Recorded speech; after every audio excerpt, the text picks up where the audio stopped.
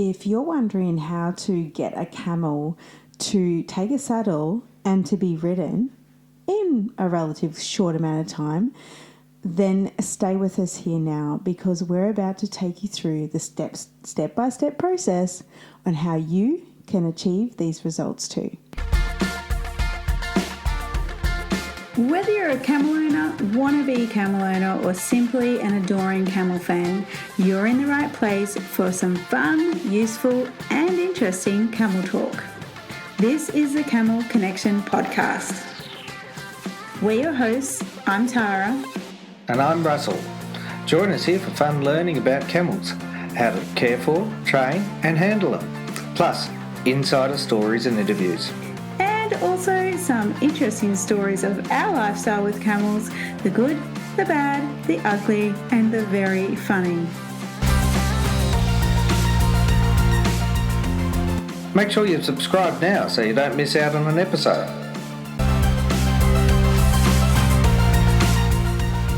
Now, some of these podcasts are an audio take of our video, so be sure to check those out on our blog for lots of how-to visuals and, of course, lots of camels.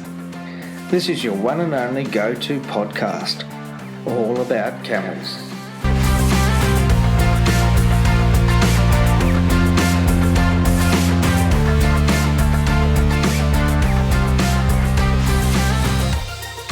Hello everyone, welcome back. Welcome back to the Camel Connection podcast. It's Tara here. And Russell here. How's things for you over this week? I hope it's been good. We've got a pretty good, an excellent topic today, and I know you're going to get a lot from it. That's what it's all about, is giving you as much quality information as what we possibly can. So the title of this podcast is called How to Train a Camel to Ride, but it probably should be titled How to Prepare a Camel to be Trained to be Ridden, because that's what we're going to be covering today. Because you might not know this, but the preparation to get a camel to the stage of riding is the most important thing. Absolutely. Because in hindsight, it is extremely easy to get a saddle on a camel and to get a rider on if that foundational training has been established. So we're going to go through a few steps today with you. And if you're listening on another platform like YouTube where you thought this was going to be a video, it's not. And we're not going to apologise for that, because this is actually a really informative session where video is not really required in this sense, because a lot of it is, textbook learning. And you will get a lot of value from this, so stick with us during this podcast. Okay, so I've written down a few points here, Tara, which you might be interested in. I know you know this, but anyway, we'll get into it. And the first thing that I actually wrote before all my actual points, I went back to the beginning and I thought, there's something missing with my points, and what was it? And then it hit me. And from our perspective, of course, it's to get the camel past the level 1 stage, all right, or to the end of the level 1 stage, which is basically halter trained and hoosh trained, desensitized all over, and walking the camel, and the camel's confident with you, you're confident with the camel. And there's a relationship has been built, so that connection that we keep talking about, that's the important part. So that, to me, was actually the number one thing of getting a camel to ride, was getting the camel to that point. And the reason being, without that connection, the camel, anything you do, like as Tara said, you can easily put a saddle on a camel, say a fresh camel, put a saddle on. But that connection's not there, and it's not a step-by-step progression, and it's much harder to recover, if you like. I mean, that's a funny word to use, but it's harder to recover if you just go, hell's bells, let's do it. And the camel's left quite scared and confused and all that sort of thing. Yes, you can certainly do it. But, step by step. it makes sense to the camel from the camel's perspective. So yeah, getting the level 1 and having a step-by-step approach about it. And like I hear maybe some of you asking, you know, is there a way to do the saddle processing without level 1 training? And when we talk about level 1, we're actually talking about the level 1 camel course that we facilitate, because obviously that's all we know, because we don't run other people's camel courses. So that's what we're referring to. It's actually a 3-day in-person course, or it's an online course that we run for 4 weeks to give you time to implement it. And that is the foundational work that leads up to the saddle, training the camel into saddle, and then of course the riding as well. It's so simple, guys. Like, you know, when I first saw this this step, like I thought it was going to be a big drama, this saddle thing, because with horses, coming from the horse world, it can be a bit of a drama for horses to accept the saddle. Something's on their back, and it could be a predator, blah blah blah. So when I finally saw this stage of the saddle and the rider, I'm like, is that all? Like, am I missing something here? Like, is it really that simple? And I think a lot of people, with camels particularly, make a bigger deal out of it than what it is. But I think the reason that is because that foundational training hasn't been established. You see, once you've established that foundational training, and I know our clients can vouch for this, those particularly that have been doing it for several years now, that it's the saddle is just an easy next step. Like, you know the camel so well, and the camel knows you, and you're reading each other's thoughts happily, and it's just a natural, organic next step. Absolutely. And so that was actually my very first point, was the step-by-step approach, which is the level 1. Once you're at that point, then yes, it's very, very easy. My mind was blown when I first saw it. I'm like, it can't be that easy. Well, and it actually is. And it is, and it was. All my points that I've written down here actually lead towards just how easy it actually can be.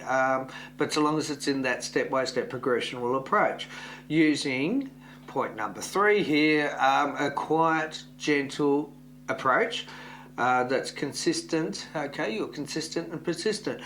But in saying that, you've got to also allow for that thinking time with the camel. That's really a big key in training camels, is that thinking time. They are thinkers, and once they've had a certain, a success, if you like, in what it is you're asking of them, but allowing them that thinking time, or it might be 15 minutes, half an hour, a couple of hours a day.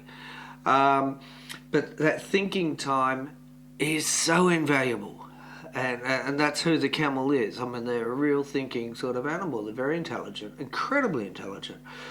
And that's why this is probably more of an audio than a video, because a video would be saying exactly the same thing. We probably wouldn't even, touch the camel per se, because I mean, we've got a video on YouTube anyway, how to put a saddle on a camel. That's all you really need to know, plus these additional steps.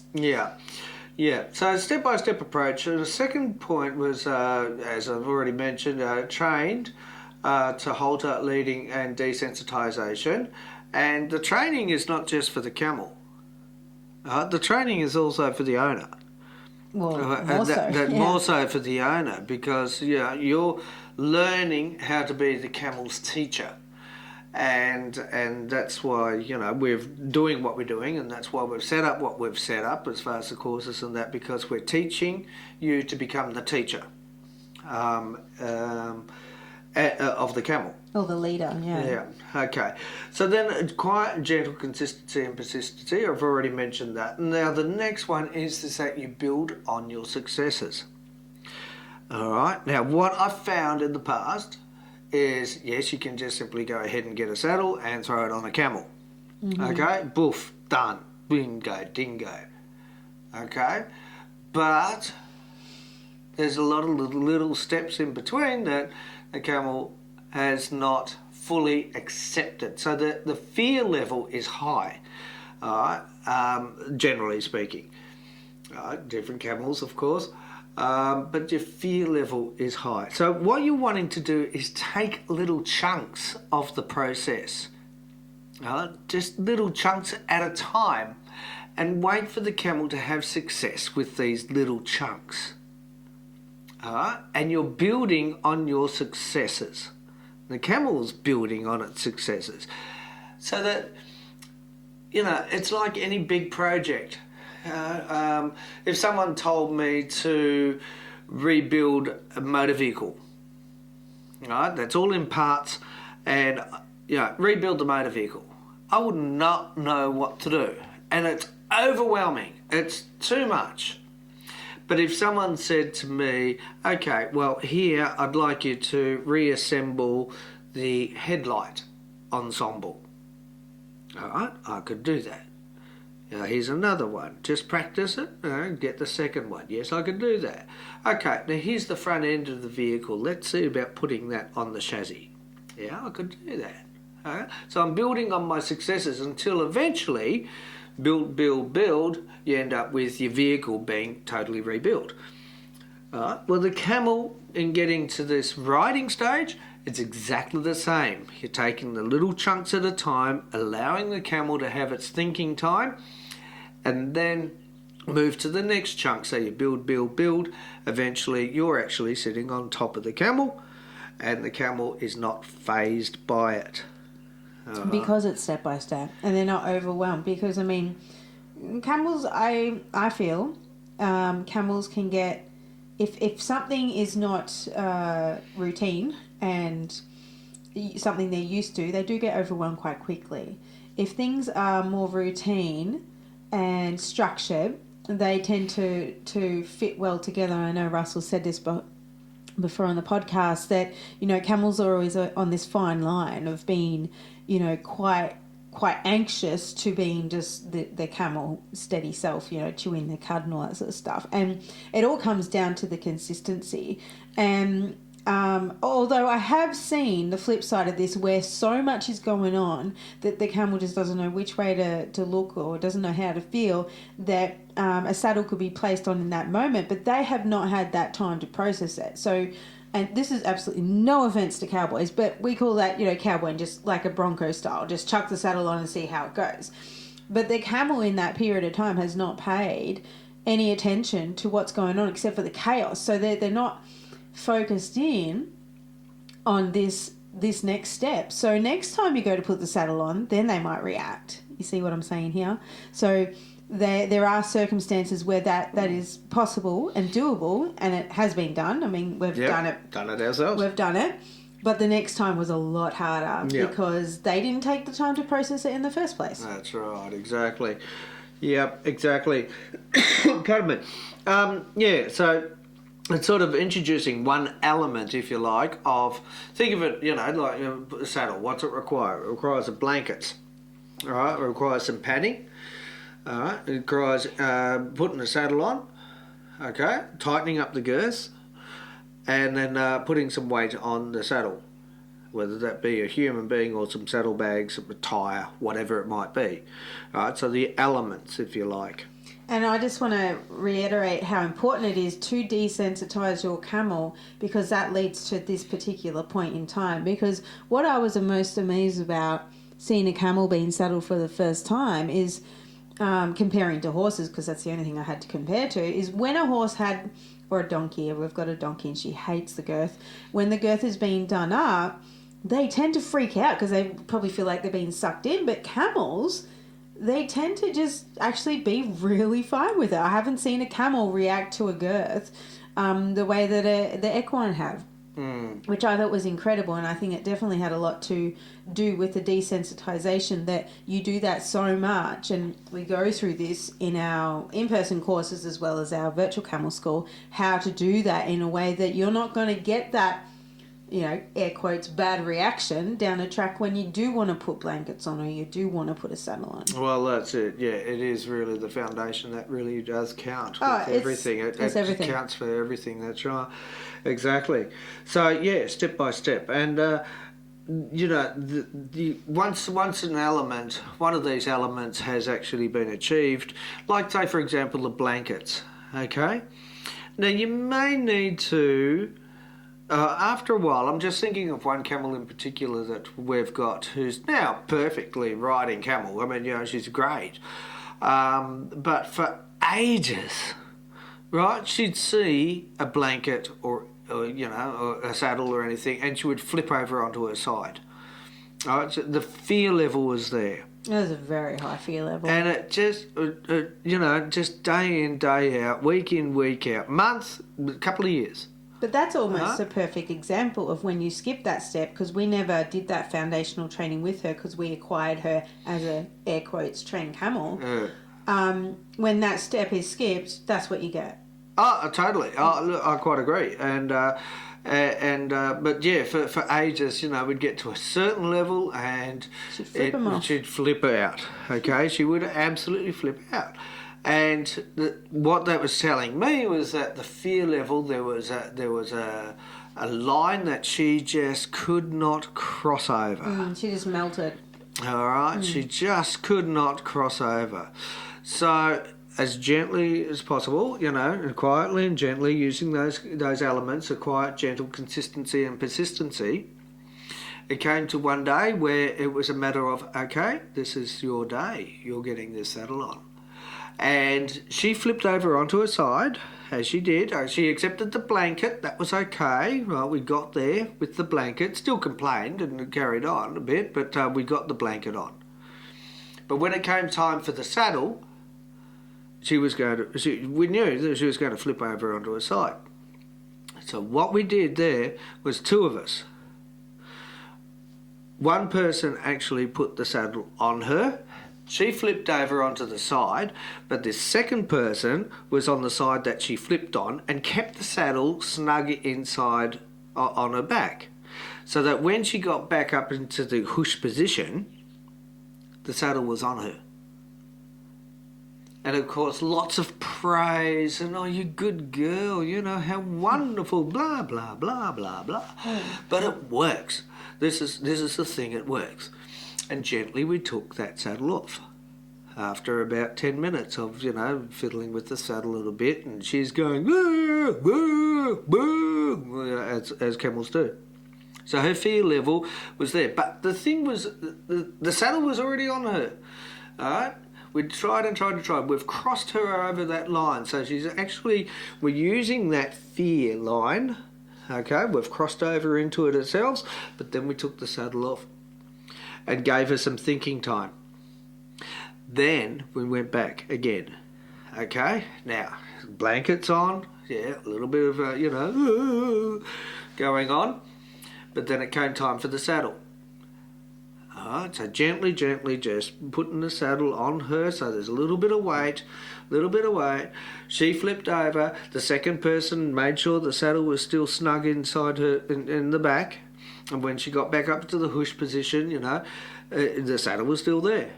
And we caused them lots of praise. We did this consistently until she didn't flip over. She realised that you know, that saddle was going on. And she made that choice of not flipping over. At that point, she was like, oh, nothing bad's happening. In fact, if anything, I'm doing more harm to myself by flipping over. And these people aren't here to hurt me. They're talking to me nicely. There's no yelling. There's no shouting. There's no fast movements, no nastiness. Right. And so she figured that out. Yeah. So, you know, this is the whole point, is that, you know, there's that consistency and persistency. And, yes, with some camels, like this particular one, you know, not all camels are the same. I mean, of course they're not. You know, some camels will just accept it. Poof, lovely. Thank you very much for coming. But camels that, you know, you might think are difficult, okay, you just keep that consistency, persistency with quiet, gentle persistence, you know, perseverance. And I guarantee you are going to win the day. Right? You are going to cross that camel over the line of their fear, and that fear will dissipate. And that is what we're after. It's like, well, most of the fear's not there when it gets to the saddle stage because of all the work prior. That's you know, right. the foundational stuff. The foundational stuff. That's why I say this camel was exceptional, because she'd never had that. But the camels that we've had and we've trained, hundreds of them, through our process, where they've had the foundational stages, they don't actually have those issues. They don't react like they that. They don't have those I've issues. Never seen it. No. But, this is a step-by-step process, and that's the beauty of it, is that once you've go up to a certain level and you feel as though the camel needs some reinforcing back a couple of levels, a couple of steps, you can do that. Okay? By all means, we're re-educating the camel, we're re-educating ourselves. I think this is where a lot of people get a little bit... maybe rose-coloured glasses. I don't know if that's the right sort of analogy for what I'm looking for. But when you just say you've been through level 1 with the camel, or you maybe through us or through somebody else, they've taught you some basic handling skills, training handling skills, and then you get to the saddle stage, and then it just all goes to shit. And then you're like, what have I done? Mm-hmm. Well, first of all, you haven't done anything. And sometimes a lot of it has to do with the camel's personality, how the camel perceives you. I mean, there's so many variables to this, but never, ever, ever think that going back to the foundational stuff and maybe practicing that for another 2 or 3 weeks is ever a backward step. Oh, no. It's always reinforcing. And it's always a forward step. Yep. Gosh, there's been times when, we've had some more challenging camels, and we just have never taken them to level 2 because we just know that they probably wouldn't cope with it very well. But we've done level 1 with them over and over and over and over again. And then, a couple of months down the track, maybe when they've been through, because we use our own camels for our in-person courses, by the time that the 4th course comes around, they're ready for level 2, and it's not a problem. They don't give the drama. They don't give anything. It's also based on maturity, age, that sort of thing as well. I mean, take your own kids. For, honestly, what I'm learning from Owen is just phenomenal as he's growing up, our son. It's all step by step, and sometimes you do have to, take it back a couple of steps because either he's forgotten or he's being obstinate or just a basic, kid. And you have to take it back a couple of steps to reinforce something that you've taught them so that then you can move forward. I cannot say that I can expect him to be mature and, talk at an adult level because he's not an adult. It's just, that's the basic fact. That's how it is. He's not ready for that next step. Yeah, he's not ready. But, it's certainly step by step we can get him to there. And it's the same with your camel. And that also goes to bring a point. It doesn't mean that they're better or worse or anything. No. It's just they are where they are. They're still a person, or they're still, there's still a spirit being in a plastic bag, of skin. They're still that. So it's never ever a step backwards if you have to go back to foundational stuff. In fact, we encourage all of our clients to practice the foundational stuff over and over and over again. Yeah. And we do it over and over and over again. So it's just, you're cementing, you're building that, you've heard the analogy of the foundation and building the house. You're just building that structure so steady that nothing can break that bond and trust between you two, and anything's possible from there. That's right, exactly. So I hope that helps with all that, because I've run out of points there. Have you got anything else? Well, we talked about there? Saddling. I think we should talk about the riding process, actually getting a rider on. And, okay. All right, so what did we get up to? We got up to actually putting the saddle on, haven't we? And we've done the girth up, so gently, and if the camel stands up, guess what? You push them down. That's the important part of getting level 1, well and truly under your belt. Because if the camel stands up during this process, push them down. Because I know how to do it now. That's it. Just push them down.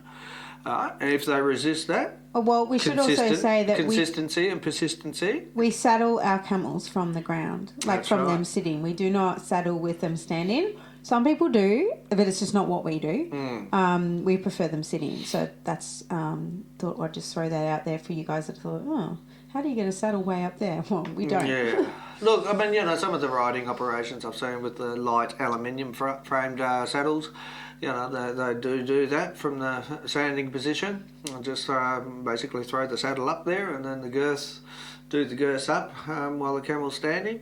It's very legitimate. It works. There's no problem. From a tracking point of view, we need the camels to be hushed down.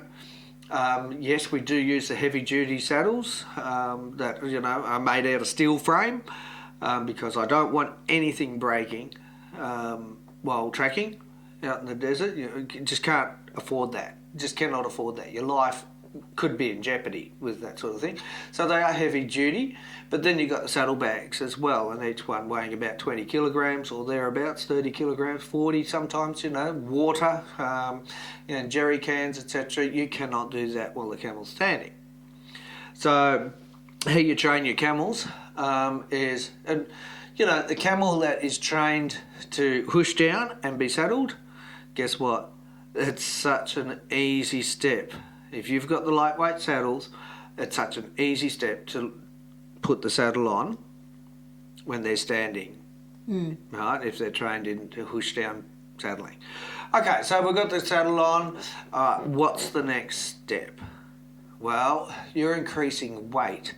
So what I suggest here is if you've got saddle bags or some sort of bags, then you give them that feel of something else on top of them rather than just the saddle. And bags are great because if they jump around, then the bags will flap around, but if they're filled with something soft like blankets to start with, it's not going to hurt the camel at all, okay? But they'll feel the slap, slap, slap of the bags if they do jump around. And the only reason they're going to jump around, guess what it is? I can hear someone. Who is it? Someone's screaming it. Someone saying it. Yes, the person in the corner over there. Yes, it's fear. It's fear. You're crossing over the boundary, you're crossing the line. But they'll soon get over it, okay? Because that's what camels do. They're thinkers. So you let them stand there for a day, with the saddlebags and the saddle. Take it off at the end of the day. The next day, do it again. Do it again. Maybe add a bit more weight to it. Some people use car tyres at this stage now. I've not done it, but I can see the purpose in it. I don't see. We got saddlebags. So. It's just weight. And if they jump around these car tyres, they're not going to hurt the camel per se. But, it's something that'll slap against their body if they do jump around, so they probably will think, oh, that's no good. Don't like that. So I won't jump around. The next time you do this, put the saddle on, blankets, saddles, all that sort of thing. And then one person is in front of this camel, with the camel's halter lead, reassuring the camel, and a second person gets into the saddle seat and just sits on the camel for 10 minutes. They're still in the sitting position. And all this, by the way, like our level 2, our in-person level 2 is actually just 2 days. Yep. Because we've done all the hard work before that. We did, because when we run our courses, we do level 1 for 3 days and then level 2 directly after it. That's it. We've done all the hard work, we've done the foundational stuff. So those camels are ready for that next level. Mm-hmm. So it's easy. It's drama-free relatively. I mean, I can't actually think of much drama we've ever had in our level 2s. Like, it's just progressional. The camel's kind of expecting it, if anything, that, okay, well, I've achieved all these things. What's next? So it's really lovely to see. So the rider is just the next step.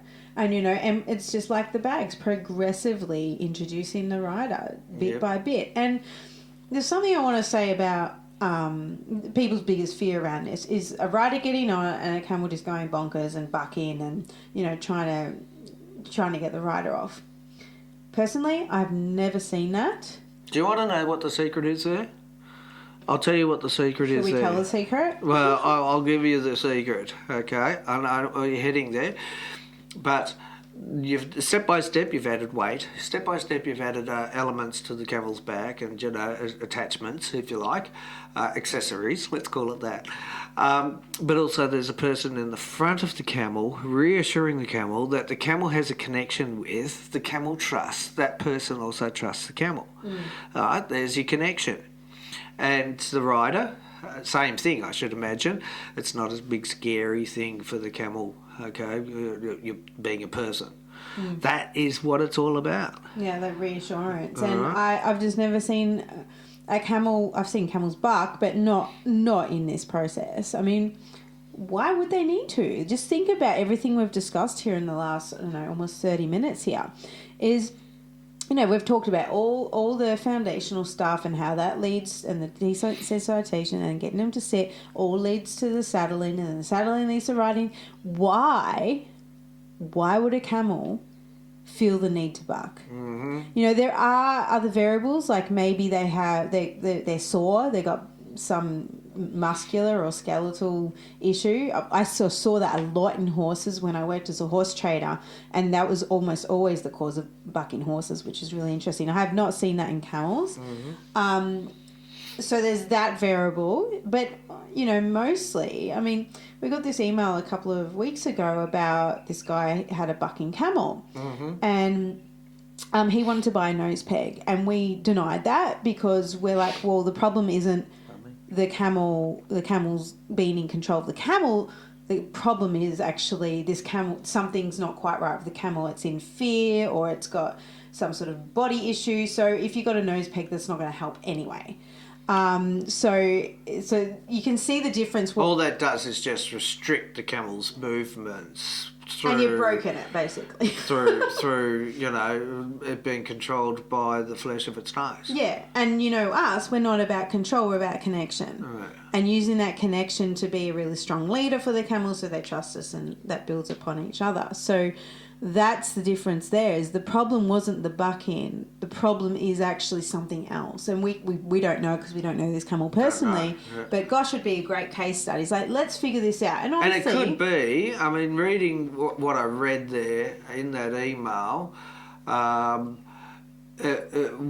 what I came to the conclusion is that the fears that camel had was still up high. It was like expecting that camel to build that car, using my example beforehand, without going through the elements. There was something missing in the foundational step. And that's not being judgmental on the owner at all, because you know what? We miss things all the time in life. God, I mean, how many opportunities do we have to grow and we miss it? We miss that opportunity. We're triggered by someone. Oh, we miss that opportunity to ask ourselves, why did that trigger me? That sort of stuff. So there's always opportunities to grow, and it's the same with the camel stuff. But when somebody can see something that you're not seeing, well, the camel has seen it, obviously, because that's why they're reacting, then that is such a gift to acknowledge and just to kind of go, wow, okay, well, obviously we've missed something back here. So already if your camel is being challenging in any way, not just part of the saddling, that camel's already telling you something's missing. Yeah. And your job is to figure that out. Figure it out. Well, geez, that's I've been years and years and years in this game, and I've never heard it explained like that. Oh, pretty expert.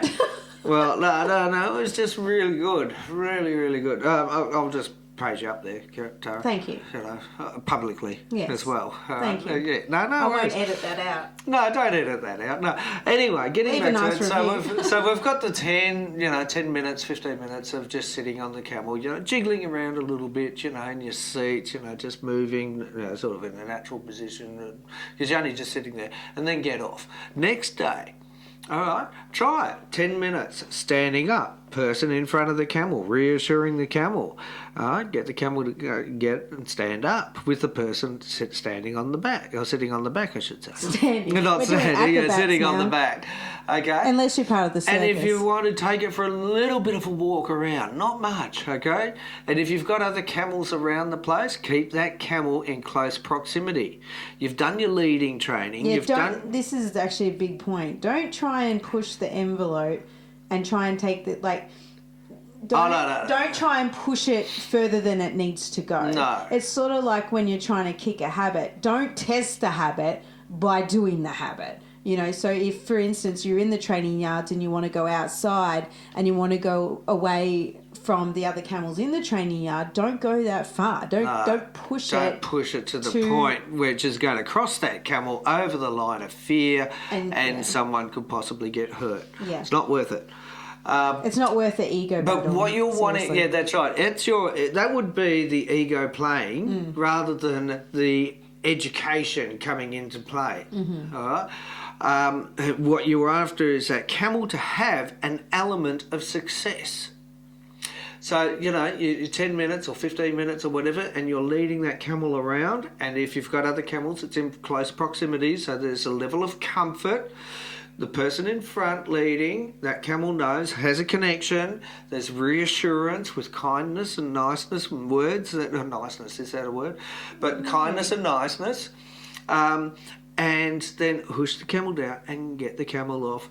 Tie the camel up, give it its, to a rail, and give it its think time. And then rinse and repeat.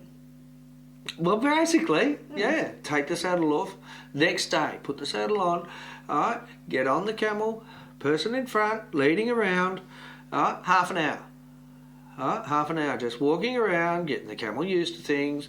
You know, the person in the seat just moving a bit side to side, so there's some movement and talking and, you know, there's laughter and all that sort of thing. It's all good, everything's sweet. All right, push down, person off, saddle, give the camel time to think, take the saddle off, etc. Next day, go for half a day. And guess what? It's done. And this is and then of course we're not going to get into this today, but then there's the free reining. That's actually really simple too.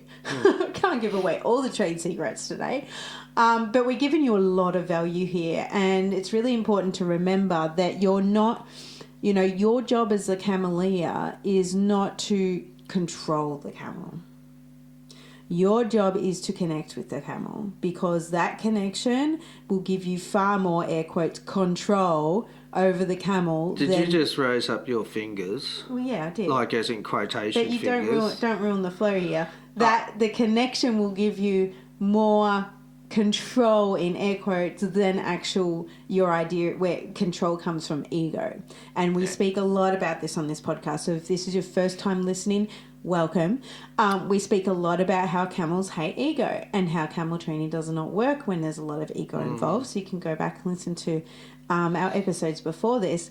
But that's the gold nugget, is that you're there to connect with the camel, because look at their herd environment. Who do they trust the most in their herd environment? If you've had the pleasure of seeing camels in a large herd, like even of 2 or 3 or more, they trust the camel the most that they connect with. That's their buddy. That's like their fall guy sort of thing. And it's the same with the training. They're looking for that connection, their strong leader, their person who's got them back, that got their back. So, that's a really, really important point to remember. And guys, seriously, control is an illusion, because like if that camel really wanted to, it could totally get out of your hands and run away and, do and rule the world after that with a snickering evil voice. Yeah. And this is where the step-by-step process that we've developed as level 1 and level 2, etc., what we've got, this is where it really counts. Now, you got someone fresh on the back of the camel for the first half an hour of this camel's life of having someone on the back, and someone's leading that camel with the rope, and yes, the connection's there, and they're leading them with the camel with the rope. But do you realise that long time beforehand we talked about that rope, and that of being bluffed by the rope, if you like. It's just a rope. By respecting the rope, learning how to respect the rope very early in the piece of level 1. And how that is now paying dividends. That work that was done is now paying dividends in the first leading with a rider on the camel's back. So you see what I'm saying? We're building on the success the entire time. And it keeps you safe, keeps the camel safe by following the procedures, and the safety precautions. It keeps you safe, the camel safe, okay? But the learning is still continuously growing. And as I said, I think in one of our live webinars we did, connection over accomplishments, because if you don't have connections, the accomplishments will be very limited. Mm-hmm. And I only know this from observing other people and obviously everything we do here. So that's your job. That's a pretty cool job. Be a camel connector. It'll be an official job title soon. You watch. We'll certify it and you can become a camel connector and people will pay you millions of dollars to do it. What? I don't know. That's the grand plan. Okay, in Utopia. Yeah. So, guys, gave a lot of value here. I hope you took some notes. Don't forget, of course, you can come to us and do all of this in person. You can do our level 1 through our virtual camel school. We don't have level 2 up there at this stage. But yeah, we would love to welcome you to our community one way or another. We love having you here. We love showing up for you every week. At the moment, twice a week. So we do a Q&A on Mondays and then this one comes out on a Wednesday. We just love being and serving you guys. It's a true honour that, I'm looking at the stats and there's been thousands of downloads of our podcast. And I just think a couple of years back, would we have thought that our podcast, all about camels, would have thousands of downloads? I don't know. Is that a question?